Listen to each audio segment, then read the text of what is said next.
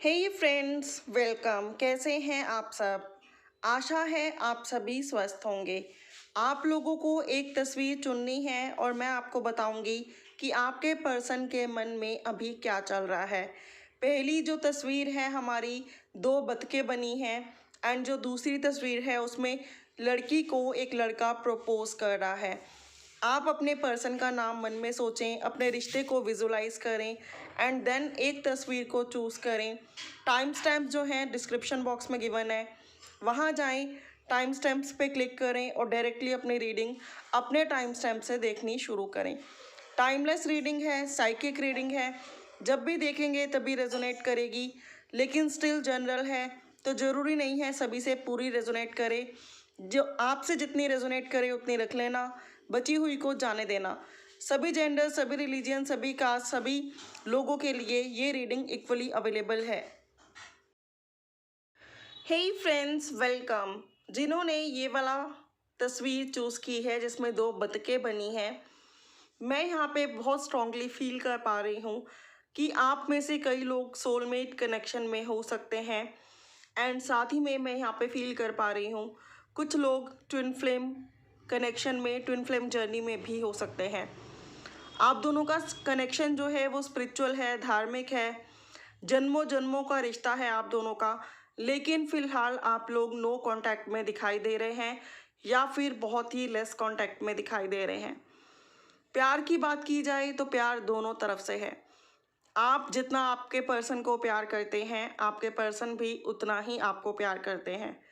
आप दोनों ही प्यार भरा दिल लेकर एक दूसरे का वेट कर रहे हैं, एक दूसरे का इंतज़ार कर रहे हैं। यहाँ पे मुझे प्रॉब्लम दिखाई देती है फैमिली और उनकी रिस्पॉन्सिबिलिटी, जिसकी वजह से वो इस रिश्ते में एक्शन नहीं ले पा रहे या फिर आप लोग सेपरेशन में हैं। एंड आपके पर्सन, मैं आपको बता दूं, चाहे वो आपको बताएं चाहे आपको ना बताएं, वो दिखाते कुछ भी हों लेकिन अंदर से वो बहुत इमोशनल हैं, बहुत सेंसिटिव हैं। अपनों को खोने से डरते हैं, अपनों को दुख पहुंचाने से डरते हैं, अपनों के अगेंस्ट जाने से डरते हैं कि कहीं ऐसा ना हो किसी का दिल दुखा दें। और हो सकता है इसी वजह से वो आपको भी कोई कन्फेशन या कोई श्योरिटी या फिर कोई कमिटमेंट ना देते हों कि कहीं आपका ना दिल दुख जाए और बाद में वो उन चीज़ों को निभा ना पाएँ या संभाल ना पाएँ। या फिर कई लोग आफ्टर मैरिज भी सेपरेटेड हैं क्योंकि इनकी फैमिली ने आप दोनों के बीच में एक झगड़ा, एक फसाद खड़ा कर दिया है, जिसकी वजह से आप दोनों ही एक दूसरे से मुंह फेर कर बैठे हैं। बट स्टिल मन ही मन में आप दोनों ही एक दूसरे को बहुत याद करते हैं, बहुत मिस करते हैं। आपके पर्सन के मन में ये चल रहा है इस टाइम, चाहे लेस कांटेक्ट है चाहे नो कांटेक्ट है, कि आपकी तरफ दोबारा से कदम बढ़ाया जाए, आपके साथ बात की जाए। लेकिन तभी उन्हें ध्यान आता है कि सिचुएशन तो जैसी पहले थी जब आप दोनों अलग हुए थे या लेस कांटेक्ट में हुए थे, वैसी ही अभी है। सिचुएशन में तो कोई चेंज नहीं आया। अगर वो बात करेंगे तो वो फ्यू डेज या फ्यू मंथ्स करेंगे, अगेन यही सिचुएशन आएगी। तो ये सोचकर आपके पर्सन रुक जाते हैं और साथ ही में आपके पर्सन का ब्रेन वॉश करते हैं उनके फैमिली मेम्बर्स, उनके सिबलिंग्स, जो आप लोगों के रिश्ते के खिलाफ हैं। वो नहीं चाहते कि आप दोनों की सेटलमेंट हो, आप दोनों रीयूनाइट हो और एक दूसरे के साथ रहें। आपके पर्सन की मन की बात की जाए तो वो आपको बहुत चाहते हैं, बहुत मिस भी करते हैं। चोरी चोरी छुप छुप के आपकी तस्वीर देखते हैं और सम टाइम रात को सोते हुए अक्सर उनकी आंखें भर आती हैं क्योंकि उन्हें अकेले अच्छा नहीं लगता। वो कहना भी आपको यही चाहते हैं कि उनका आपके बिना मन नहीं लगता, लेकिन दिखाते शायद वो कुछ और ही हैं। आपके पर्सन बहुत ही साफ दिल के नेक इंसान हैं एंड उनकी अच्छाइयों का फ़ायदा दुनिया, उनके घर वाले और बाकी सब लोग उठा रहे हैं। तो आपके पर्सन जब आपको इतना मिस कर रहे हैं और किसी के साथ बुरा नहीं कर सकते, तो वो आपके साथ बुरा कैसे कर सकते हैं?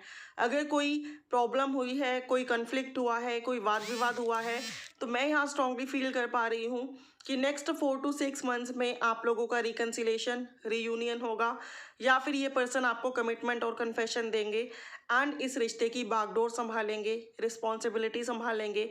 इस रिश्ते में आप दोनों एक हो जाएंगे क्योंकि फाइनली आप लोगों को एक होना ही है। आप लोग मेड फॉर ईच अदर हो। तब तक के लिए बात की जाए, आपको क्या करना है, आपको अपनी फुल ऑन ग्रोथ पर ध्यान देना है, चाहे वो करियर से रिलेटेड हो, हेल्थ से रिलेटेड हो, या फिर अपनी फैमिली से रिलेटेड हो। अगर आप फुल ऑन फोकस खुद पे करते हैं, आपके पर्सन बहुत जल्दी आपकी तरफ एक्शन लेंगे। तो ये थी फ्रेंड्स आप लोगों के लिए रीडिंग। अगर आपको पसंद आई हो, आप लोगों से रेजोनेट की हो, तो please do like, share and comment. And for more clarity you can book your personal paid readings too, जिसकी डिटेल डिस्क्रिप्शन बॉक्स में गिवन है। अभी आपको बस पेशेंस रखना है, सब्र रखना है, धैर्य रखना है और विश्वास रखना है, और अपनी खुद की लाइफ पे फुल ऑन फोकस करना है। आपके पर्सन आपको बहुत प्यार करते हैं, डेफिनेटली लौट कर आएंगे, बहुत जल्दी आपको कमिटमेंट कन्फेशन देंगे, आपके साथ रीयूनाइट होंगे, मैरिज करेंगे। सो वेलकम जिन्होंने ये तस्वीर नंबर 2 चूज़ की है। मैं यहाँ पे स्ट्रांगली फील कर पा रही हूँ फ्रेंड्स, जो कि ये तस्वीर मुझे बताती है कि आप लोगों का रिश्ता कमिटमेंट या फिर कन्फेशन के टाइम पे प्रॉब्लम में आया है। मैं यहाँ पे फील कर पा रही हूँ कि पहले आपके पर्सन ने ही शुरुआत की थी इस रिश्ते की, एंड हो सकता है तब आप रेडी भी ना हो, लेकिन फिर धीरे धीरे आपको आपके पर्सन अच्छे लगने लगे, आप दोनों एक दूसरे को चाहने लगे। आप में से कई लोग लिविंग रिलेशनशिप में आ गए और कई लोगों ने मैरिज कर ली, लेकिन फिर क्या हुआ, आप लोग सेपरेट हो गए हैं। और ये सेपरेशन आपकी गलतियों की वजह से या फिर आपके पर्सन की गलतियों की वजह से नहीं हो रहा है, ये सेपरेशन हो रहा है औरों की वजह से, क्योंकि आपके पर्सन को कहीं ना कहीं अपनी फीलिंग्स पे भरोसा नहीं हो रहा है। आपके पर्सन को लगता है कि जैसे उन्होंने अभी तक रिश्तों को लाइटली लिया है, इजीली लिया है, बहुत बारीकी से नहीं समझा है। ये कनेक्शन भी कुछ ऐसा ही है। मैं यहाँ पे फील कर पा रही हूँ, अगर आप लिविंग में रहे हैं तो कमिटमेंट और कन्फेशन के टाइम आपके पर्सन बाद में अलग हो गए। शुरुआत आपके पर्सन ने की, बाद में अलग हो गए। ये बोल दिया कि घर वाले नहीं मानेंगे, मैरिज नहीं हो सकती। लेकिन आपके पर्सन को लगा कि जैसे कि और लड़कियां या और लड़के उनकी ज़िंदगी में आए और गए, ये कनेक्शन भी वैसा ही है, आया और चला गया। लेकिन आपके पर्सन को शायद अंदर से ये पता ही नहीं था कि जाने अनजाने वो आपसे बहुत प्यार कर बैठे हैं, और अब वो आपको बहुत मिस कर रहे हैं। आपके ओवर उनको रिश्ते दिखाए जा रहे हैं, बट वो बाय हार्ट किसी और को चूज़ नहीं कर पा रहे हैं, और अगर चूज़ कर भी रहे हैं तो जस्ट फैमिली के प्रेशर में चूज़ कर रहे हैं, क्योंकि उनका मन आपके साथ लग गया। खेल खेल में जिन चीज़ों को लाइटली उन्होंने लिया था, उन चीज़ों में वो कब सीरियस हो गए उनको नहीं पता चला।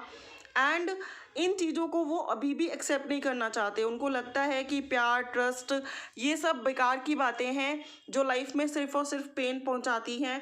एंड इनको लगता है कि जिस कंडीशन में इन्होंने आपको छोड़ा था, या आपसे सेपरेट हुए थे, या ये सेकंड मैरिज के लिए कोशिश कर रहे हैं, या इनकी फैमिली कोशिश कर रही है, आप लोग मैरिड थे एंड बाद में सेपरेटेड हुए हो ड्यू टू फैमिली और ड्यू टू दिस सिचुएशन कि आपके पर्सन अपने प्यार को समझ नहीं पाए, आपको समझ नहीं पाए।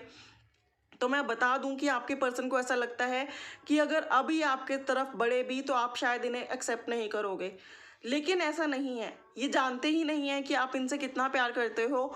जहाँ ये खुद की फीलिंग्स को अच्छे से नहीं समझ पा रहे हैं, वहीं ये भी समझ नहीं पा रहे हैं कि आप इनसे बहुत प्यार करते हो, और इनको पता ही नहीं है कि एक बार ये बाय हार्ट, ट्रू हार्ट से आपकी तरफ बढ़ के तो देखें, आप पूरी दुनिया इन पर लुटाने के लिए तैयार हो।